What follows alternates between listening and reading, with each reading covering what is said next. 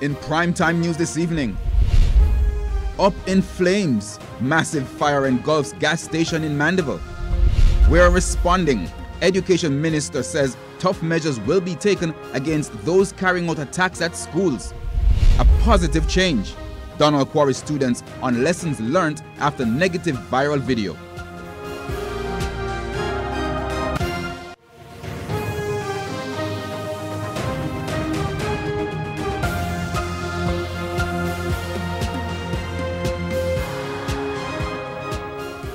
Good evening and welcome to Primetime News, on air and online at onespotmedia.com. I'm Herman Green. And I'm Janella Precious. Also this evening, the top business stories of the day, and Milton Walker has our preview.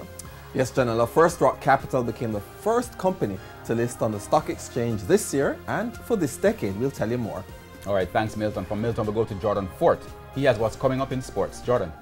Well, Herman, the West Indies women will get their T20 World Cup campaign underway in the wee hours of tomorrow morning Jamaica time, and we'll talk to someone who's very close to the women's game to tell us what we can expect. There's also sports commentary, E-Prime, and weather in this newscast. But before the break, the feedback question. Our question this evening: what else can the authorities do to stop people urinating in the public? You can share comments online, facebook.com/Television Jamaica, and tweet us at Television Jam.